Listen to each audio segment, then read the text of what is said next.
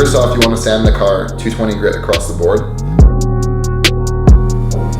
For ease of sanding this whole car, it's better to have an orbital sander that you can kind of use to palm and feather edge stuff. So preferably you want to buy like a 220 grit disc, buy a massive pack, because otherwise you're going to burn right through them and then you're going to be back at the store. So set yourself up right, set yourself up good there. Big massive industrial pack of 220 discs.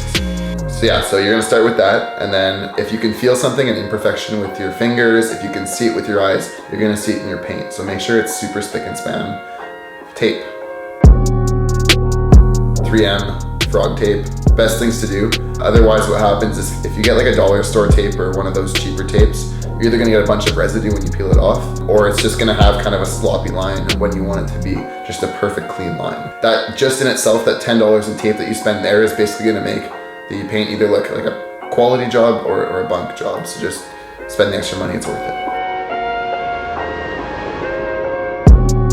Surface prep. So what you want to do is go to your health store, your Shoppers Drug Mart, whatever you have in your local area. Get yourself a big jug of rubbing alcohol. It's probably the most cost-effective, cheapest way that you can prep a surface for paint, short of buying an actual prep product, which is about $15 or $20 for a can this big around here. So I mean, put a little bit onto a cloth, preferably a microfiber that's going to pick up a little bit, and then rub it clean. Look at your cloth. You're going to see if it's dirty. If you're still picking up dirt on your clean cloth, keep going until it's like you pull it off and you're not pulling up any dust.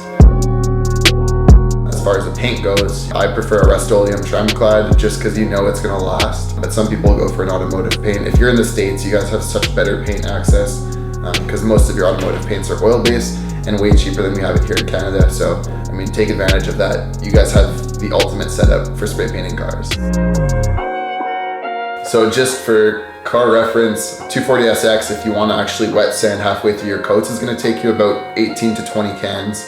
They go quick if you want a gloss, nice finish. If you're just trying to mist the car and change the color on it and you don't care about it, you can get away without wet sanding between your coats. But if you want like a nice gloss shine that when you look in the paint, it's shining back at you and you can see yourself, wet sand halfway through. I like to spray from bottom to top, because if you run it at the bottom, then it's easier to not, just don't shoot yourself in the foot by running it up here and then you have your massive stream that drips down your whole panel. If you get like a little run, you can still fix it.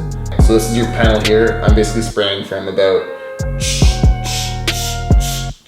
but you want to keep the whole panel wet. So I apply I'm going side to side. I'm not like painting across the whole quarter yet. I'm going here, here, here, here, here. And then basically you want to fill in, do your first set of stripes and then go back on them and do your tiger stripes in between. That way you're not gonna have that spray painty look from having a small tip on your can. So basically what you wanna do is let your paint dry for about 2 days of good curing. Try to keep it away from the elements, and then you can go at it with a piece of wet sandpaper.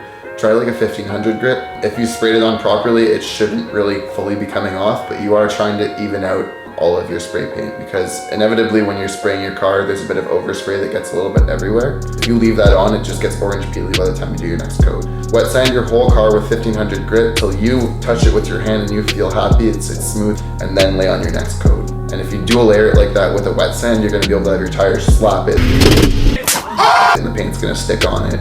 You're gonna go off track. Your car's still one color, so. Okay, yeah, so this is the point where you can decide in your life of budget. Am I doing a spray paint job because I want it to be cheap and cost effective and still kind of shiny? Or am I trying to go for something more, but just don't have access to a paint gun? If you live in a city and you don't have a way of painting a car for, under $1,000 and this is your go show paint, you're gonna want to clear coat it. So my suggestion for that is lay on your clear coat wet, lay it on thick, because clear coat you can always sand back on it. So if you run it, it's not the end of the world. Even if you're doing a single coat of no clear coat, you can still wet sand it and buff it. So if you want to wet sand it with like a 2,500 grit just to get rid of that mist again, and then go back on it with a compound on a polishing wheel, you can get a lot more out of your spray paint and it looks good.